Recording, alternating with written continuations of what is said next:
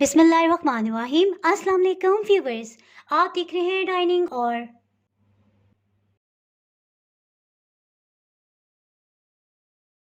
आज की रेसिपी बहुत ही स्पेशल है। ये मिसबा ज़ैदी ने मुझसे शेयर की है और उन्होंने मुझे बना के खिलाई भी, और यकीन करें इतनी खुशबूदार और जायकेदार थे कि मैंने उनसे फुल रेसिपी पूछी और फिर मैंने कहा ये मैं कब आपसे शेयर करूं। यानी इतने खुशबूदार और मज़े के लड्डू मैंने आज तक नहीं खाए और मैं इतनी बेचैन थी कि मैं कब ये बनाऊं और आपसे शेयर करूं। जो काम मल्टी विटामिन्स के कैप्सूल्स करते हैं वही आप मज़ेदार से लड्डू खा के भी फ़ायदा ले सकते हैं। अगर मेरी वीडियोस अच्छी लगी तो लाल सब्सक्राइब को क्लिक कर दें। साथ में ये जो बेल का आइकॉन है इसको क्लिक कर दें। इसको क्लिक करने से आपको मेरी हर नई वीडियो का नोटिफिकेशन सबसे पहले फ्री में मिलेगा। बिस्मिल्लाहिर्रहमानिर्रहीम जी, रेसिपी को स्टार्ट करते हैं। जी, इसके लिए गंदम का चक्की वाला आटा यानी होल व्हीट फ्लावर इस्तेमाल करें। तकरीबन 10 खाने वाले चम्मच इस तरह से भर के लेंगे।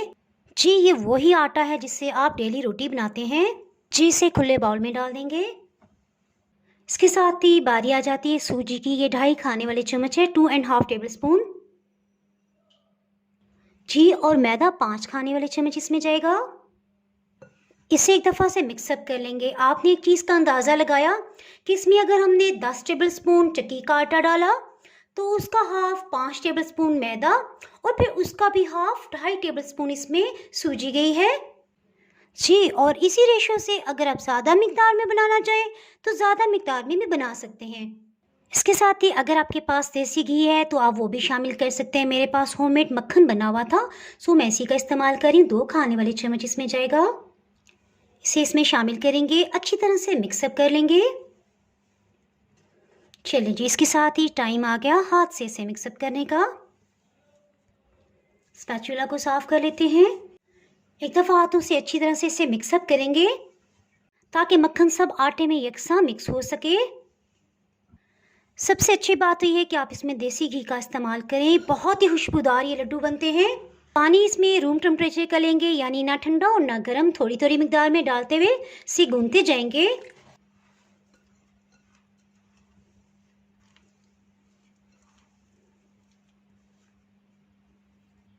बस जी, थोड़ी थोड़ी मिकदार में पानी शामिल करते जाएंगे, इससे डो पतली नहीं होगी। जी देखिए, डो इस फॉर्म में आ गई है। अब आगे का प्रोसेस बहुत ही अहम है, यह आपने कंप्लीट देखना है। जैसा कि आप जानते हैं कि हमने इसमें सूजी शामिल की है, इस स्टेज पे इसे बहुत अच्छी तरह गूंदना बहुत ही ज़रूरी है। सो इसके लिए एक बाउल में पानी लिया है, जस्ट इसमें इस तरह से हाथ गीला करेंगे और इस डो को गूंद लेंगे। यानी कि मज़ीद पानी इसमें बिल्कुल भी शामिल नहीं करना। हर दफ़ा इसी तरह से सिर्फ हाथ डिप करेंगे बाउल में और गूंदते जाएंगे।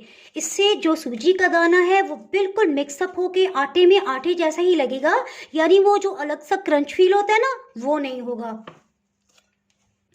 फिर से थोड़ा सा हाथों पे पानी लगा लेंगे। इससे आपको सूजी की ताकत भी मिलेगी और इसका दाना भी अलग महसूस नहीं होगा। यही बात मैंने आपको कचौरी की रेसिपी में भी बताई थी।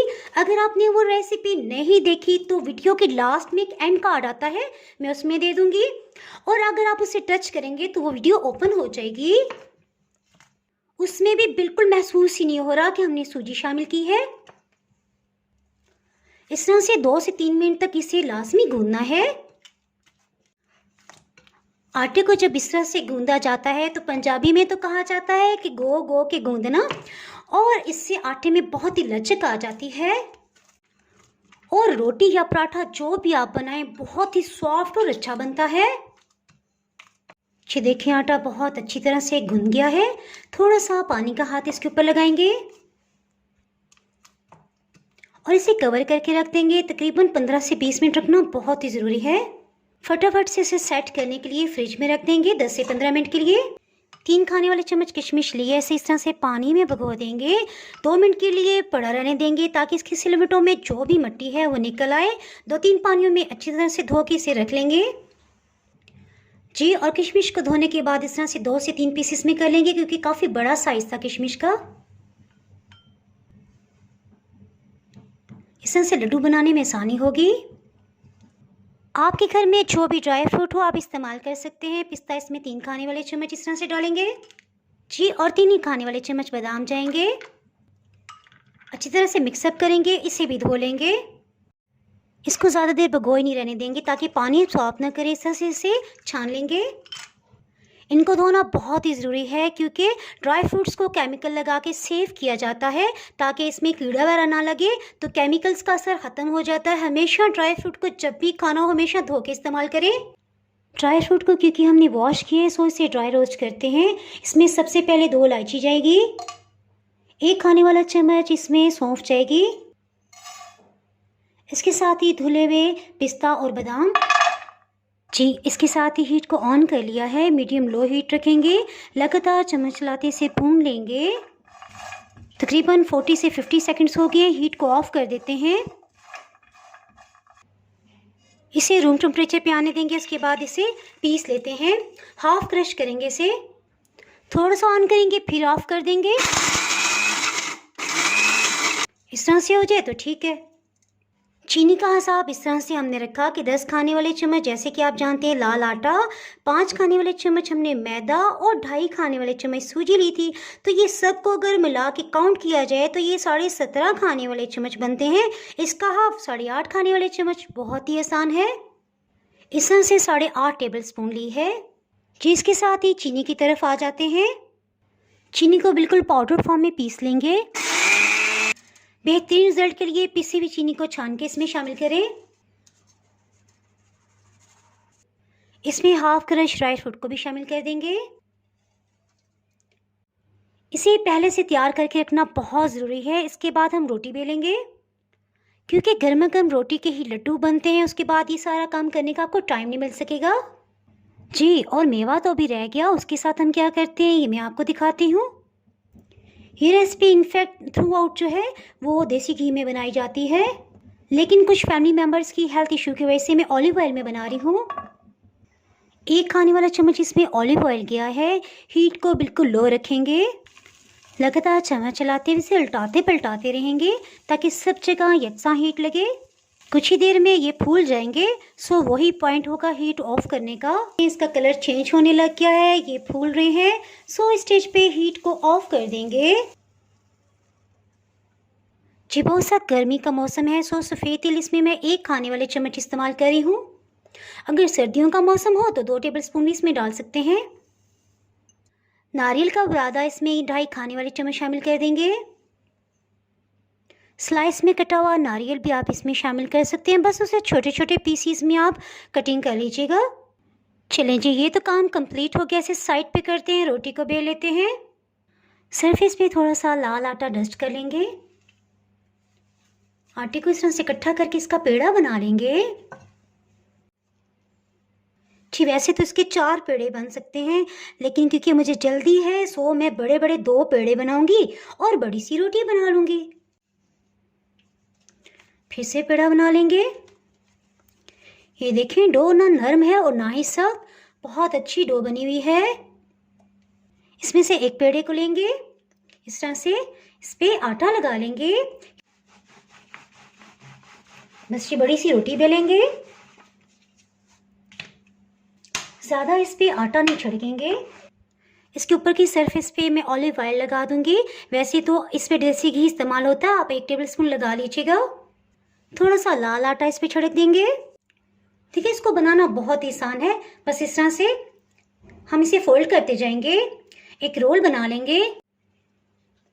ये देखें जी, इस तरह से लास्ट में इस तरह से इसे थोड़ा सा इसके साथ चिपका लेंगे जी। और ये जो ऑलिव ऑयल नीचे गिरा है इसे इस तरह से इसके ऊपर लगा लेंगे। चाहे तो इसमें फोल्ड कर लें, इसे रोल कर लें। इसकी लेंथ में इजाफा करने के लिए बस इस तरह से इसे खींचते जाएं। ये देखें कितना लंबा हमने रोल बना लिया जी। और अब इस तरह से लेंगे, 2 उंगलियों पे लेंगे, बस इस तरह से इसे फोल्ड करते जाएंगे। ये देखें, बस इस तरह से फोल्ड करते देखिए ऐसे ऐसे इसका साइज़ बड़ा होता जा रहा है। लास्ट में ये जो बचेगा ना, हमने इस तरह से 2 उंगलियों को बाहर निकालना है, इसके अंदर इसे डाल देना है। इस तरह से बिल्कुल नहीं खुलेगा, ऊपर से इस तरह से प्रेस कर देंगे। देखें जी, टम्मू डेकर किस्म का बड़ा सा पेड़ा हमारा बन गया। इसके साथ ही तवे को प्री हीट करने के लिए रख दिया है। रोटी को बेल लेते हैं। बस इस तरह से रोल को बड़ा करते जाएंगे। पहले की तरह रोटी का पेड़ा बना लेंगे। देखिए कितना इजी है। दोनों पेड़े बनाने के बाद हम रोटी को बेलना स्टार्ट करेंगे। बस इस तरह से ये भी बन गया। हल्के से प्रेस करके इसे साइड पे रखते हैं। देखिए इसके ऊपर काफ़ी सारा ऑलिव ऑयल लगा हुआ है, सो कोशिश करेंगे इस पे खुश्क आटा ना छिड़के। बस आहिस्ते से इसे बेल लें। देखिए इसकी परतें खुल रही हैं।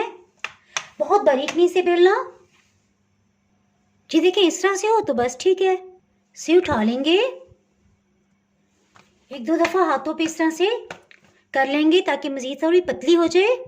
इसके साथ ही रोटी को तवे पे डाल देंगे। देखिए अभी भी ये बहुत पतली नहीं है, थोड़ी सी मोटाई है इसकी। जो सुराखों से इस तरह से फोल्ड भी कर सकते हैं, बंद कर सकते हैं।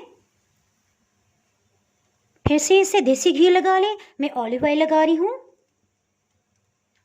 ये देखिए इसका रंग चेंज हो गया, सो इसे उल्टा लेते हैं। आप चाहे तो चम्मच से भी इसे हिला सकते हैं। इनफैक्ट मेरी आदत है हाथ से ही इसे हिलाने की, हाथ से ही पलटाने की। हीट को मीडियम लो रखा हुआ है। थोड़ा किनारों से इस तरह से इसे हिला लेंगे। दूसरी साइड भी सुनहरा कलर आ गया है, सो इस तरह से इसे टर्न कर लिया है। देखें दूसरी तरफ भी सुनहरा रंग आ गया है। सो रोटी को निकाल लेते हैं। साथ ही ये रोटी भी बेल ली थी, इसे तवे पे डाल देते हैं।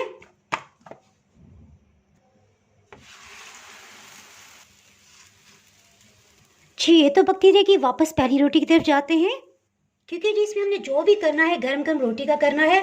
बस इस तरह से इसे टुकड़ों में डिवाइड कर देंगे। बहुत गर्म है, बहुत सख्त गर्म है। पास दो ऑप्शंस हैं। इस तरह से रोटी के छोटे छोटे टुकड़े करें, चॉपर मशीन में डाल दें। इसी तरह जिनके पास चॉपर मशीन नहीं है वो ब्लेंडिंग जग को भी इस्तेमाल कर सकते हैं।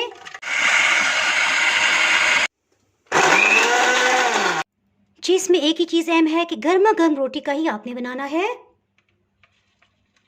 जी देखिए ब्लेंडिंग जग के अंदर कितना अच्छी तरह ये पिस गया है। इसे भी शामिल कर देंगे। ये सब हमने बहुत स्पीड में करना है। इसे अच्छी तरह से हाथों से मिक्स करेंगे। जी इस स्टेज पे भी आप एक खाने वाला चम्मच इसमें देसी घी डाल लीजिएगा। मैं इसमें तकरीबन 2 टेबलस्पून ऑलिव ऑयल शामिल कर रही हूँ। अब इसे अच्छी तरह से मिक्स कर लेंगे। इसे अच्छी तरह से यकजान करना है जी। और अगर आप लेट हो जाए, ये आपको ज़्यादा गर्म ना लगे, तो आप इसे 1 मिनट के लिए माइक्रोवेव भी कर सकते हैं। इससे लड्डू बहुत अच्छी तरह से जुड़ जाएंगे।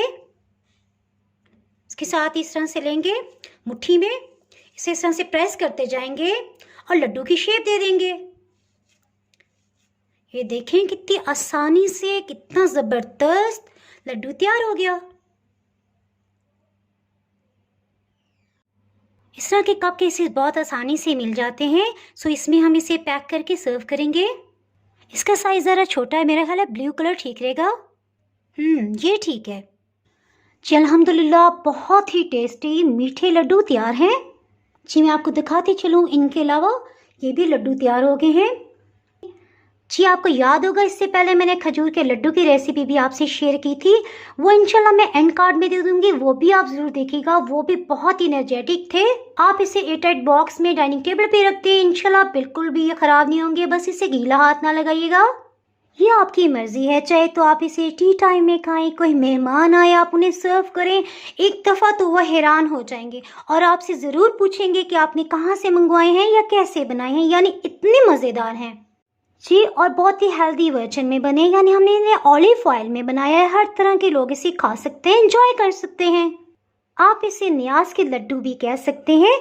अगर आप अपने घर में बरकत के लिए कोई भी तस्बीहात का जिक्र मनक़द करते हैं, उस सूरत में मेहमानों को भी आप ये सर्व कर सकते हैं जी। आपने ये ज़रूर ट्राई करना है और फिर मुझे कमेंट सेक्शन में बताइएगा कि आपको कैसे लगे।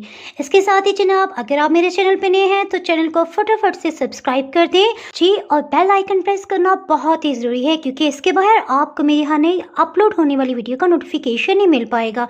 सो दुआओं में याद रखें, वीडियो लाइक और शेयर करना बिल्कुल भी ना भूलिएगा।